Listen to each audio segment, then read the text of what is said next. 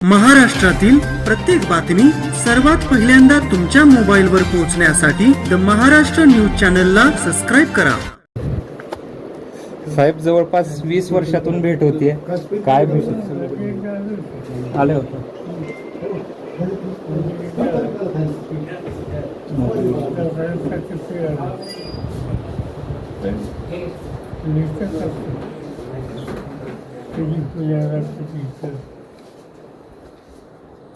आणि मुख्य म्हणजे विधिमंडळ महाराष्ट्राच्या विधानसभेत आम्ही लोक एकत्र होतो.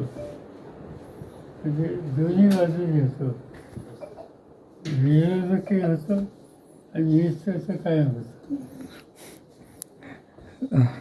आणि नंतर माझ्यावर ते मंत्रिमंडळात सुद्धा होते. चांगलं काम केलं. खात होतं कृषी खातं. तर तब्बल 20 वर्षांनंतर भेट होत असतानाच्या भावना काय म्हणजे तुमच्या? 20 वर्ष म्हणजे आजच होईल त्याची जाता चांगलं आलं होतं. आणि इथं हे हॉस्पिटलमध्ये त्यांनी हे केलं म्युझियम ते हे बघायला आलं. साहेब तुम्ही गेल्या काही दिवसापासून जुन्या सहकाऱ्यांची गाठी भेटी घेताय, त्यावरून टीका देखील मोठ्या प्रमाणात होती. अजित पवार असं थेट म्हणतायत की आधी फक्त फॉर्म भरायचे आणि शेवटच्या सभेला यायचे, आता गावोगाव फिरतात. त्याचं कारण असं आहे की जे टीका करतात त्यांच्या विश्वासानं सगळं सोपं होतं. तसे त्या विश्वासाला धक्का त्यांनी बसवला आहे. त्यामुळे साहजिकच लक्ष द्यावं लागतं. सर, मध्यंतरी पुरंदरमध्ये तुमचा एक दौरा झाला आणि त्यामध्ये आत्ता जर बघितलं तर पुरंदरमध्ये मोठ्या प्रमाणावरती दुष्काळ आहे. दुष्काळ आणि पाणी टंचाई मोठ्या प्रमाणावरती आहे. आत्ता जर बघितलं तर तोच प्रश्न आहे. आज पुरंदरचा आणि बारामतीच्या दुष्काळी भागाचा पाणी आणि चारा, पण आचारसंहितेच्यावर काही गोष्टी आज आम्हाला करतायत. आणि निवडणुकीचं मुख्य झाल्या पहिली गोष्ट ही आहे की चारा आणि पाणी या गोष्टी अधिक लक्ष द्यायचं. याच्या आधी मी सरकारमध्ये असताना आम्ही मोठ्या प्रमाणात त्याचे काम घेतले होते.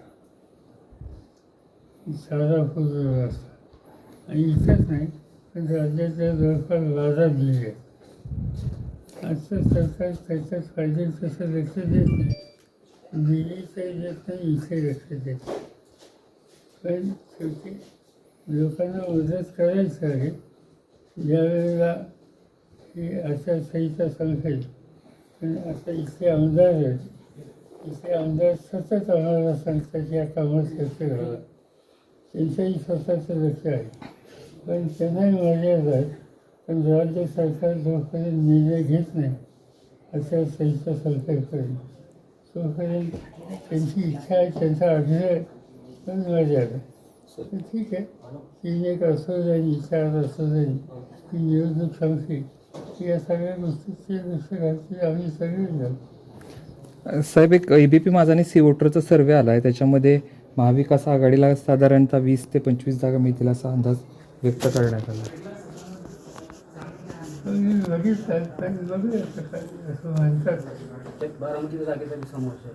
बारामतीच्या जागेचा बी समावेश इथे काय महाविकास आघाडीचा ताई निवडून येतील असा सर्वेमध्ये आलेला आहे असं ते सांगतात. ठीक आहे, म्हणजे आता सर्वे असतात. मी महाराष्ट्रात फिरतोय तर मला चित्र अंकुर दिसतं. आता उद्या जिल्ह्यात आहे, लोकांना उद्या मी जालन्याला आहे, तिकडे तालुक्यावर वर्ध्याला जाऊ लागलो, नागपूरला जाऊन मला चित्र चांगलं दिसतं. तर देशाचं एकंदरीत भारताचं चित्र काय राहील या निवडणुकीमध्ये? कुठले मुद्दे? तेच असं दिसतं लोकांची नाराज आहे म्हणजे घोषणा खूप झाल्या, ही गरज नाही. पण सध्या तरी अधिक लक्ष महाराष्ट्रात झालं. इथे निवडणूक संपली किंवा हरियाणा पंजाब यांच्यावर साधारणतः कसं चित्र असेल भारताचं? तुम्ही म्हणताय महाराष्ट्रातलं देशाचं आता देशात नाही सांगता येणार. हं. असं नॉमिनेशनची स्टेज आहे. पण लोकांशी बोलल्याच्या नंतर असं दिसतं की लोकांच्या अतिशय नाराजी या सध्याच्या सरकारच्या संबंधित लोकांना अजिबात असतं नाही. राम मंदिराचा मुद्दा महत्वाचा ठरेल असं वाटतंय निवडणुकीत का अर्थ? आता लोक ते चर्चाही करत नाही, अजिबात चर्चा करत. तर ते एका विषयामध्ये माझ्याकडून हा विषय निघाला आणि तो महिलांनी काढला आणि महिलांनी अशी तक्रार केली की तुम्ही रामाचं सगळं करताय, सीतेची वृत्ती का नाही होत? साहेब, कांद्याला आता भाव नाही, निर्यात बंदी बी अजून उठली नाही, तर शेतकरी बऱ्यापैकी नाराज आहेत तसं ते. नाही सगळी कांद्यावरची हे आहे. आता यंदाच्या वर्षी वाहन असतात. देशात एक नंबरची साखर इथे तयार झाली, तिच्या निर्यातीची